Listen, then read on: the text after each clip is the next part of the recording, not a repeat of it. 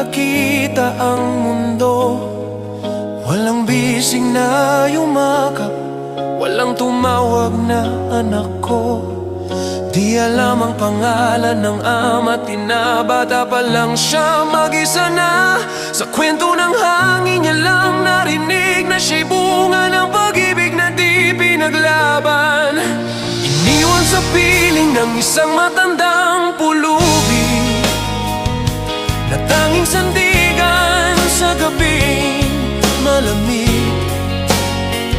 Ngunit di nagtagal, iniwan din siya nito, ang nag-iisang tao na kumalinga sa kanya.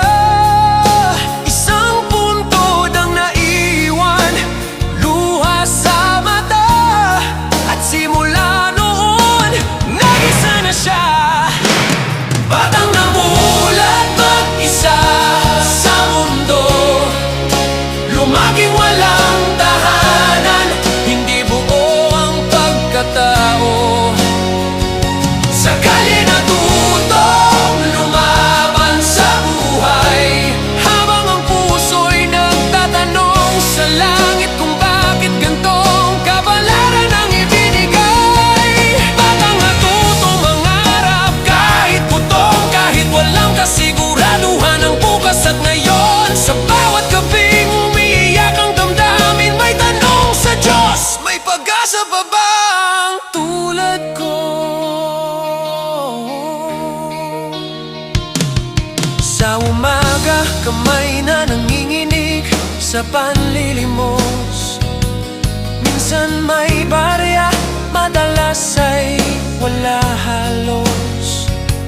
May mga araw na ang sikmura'y umiiyak, pero mas masakit ang pusong nangungulila. Sa gabi bituin ng kisame ng higaan, kung saan nabutan ng antok, doon ang kanyang higaan. Walang kwento ng magandang kinabukasan, walang magulang na magbibigay ng aral at gabay sa daan. Kapag may nakikitang batang may kasamang magulang, ang inggit ay dumadaloy sa bawat hakbang. Tumingala siya sa langit na tahimik, at sa sarili nagtatanong ng paulit-ulit. Batang namulat mag-isa sa mundo, lumaging walang tahanan, hindi buo ang pagkatao. Sa kalye natutong lumaban sa buhay, habang ang puso'y nagtatanong sa langit kung bakit gantong kapalaran ang ibinigay. Batang di alam kung saan patutungo, kung bukas ba'y liwanag o panibagong unos. Sa bawat gabing ramdam ang pangamba, may tanong sa sarili, magkakaahon pa ba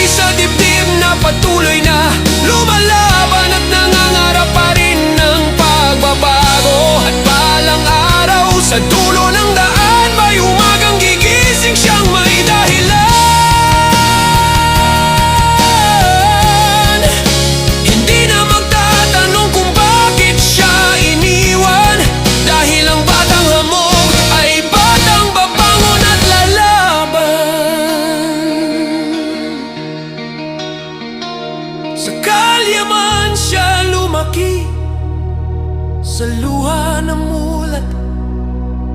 Ang kwento niya'y patunay na kahit mag-isa ka,